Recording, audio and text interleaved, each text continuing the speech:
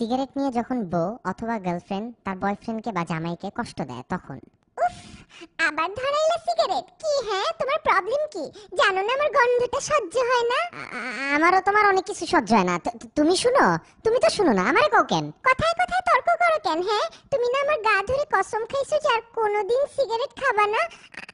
আমার কি গায়ের কোনো মূল্য নাই নাকি? এর জন্যই তো সন্ধ্যার পরে খাই, দিনে খাইতে দেখছো আমারে কোনোদিন? দিনে না খাওয়ার কসম খাইছি, রাত্রে তো খাওয়ার কসম খাই নাই। আর একটা কথা, রিলেশনশিপের আগে কত সিগারেট খাইছি তোমার সামনে, কই তখন তো কিছু কইতা না, উল্টা জিগাইতাম তোমার কি খারাপ লাগে গন্ধ? তখন তো সুরিলা গলায় কইতা না না, ইটস ওকে। এখন এরকম করো কেন? তখন তো ভদ্রতা করে কিছু বলতাম না। তো এখন অভদ্র হইছো কেন আমার সাথে? আমার কিন্তু অভদ্র মানুষ পছন্দ না, আমার সাথে এটা নিয়ে তর্ক করবা না। আগে ভদ্র হও, তারপর কথা কমো, যাও তো। আমার বাবাও সিগারেট খাইতো জানো। বাবা কি সুইট ভাবে আম্মুকে প্রমিস করছে আর কখনো সিগারেট খাবে না। আমার বাবার মতন হইতে পারো না।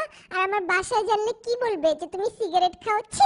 কইছে তোমারে? তোমার বাবাই তো ওই দিনও রেজার দোকানতে দেখলাম দুইটা সিগারেট বাকিতে কিনে নিয়ে গেল। ফালতু কথা কও কেন? আর তোমার বাসা জানলে মানে?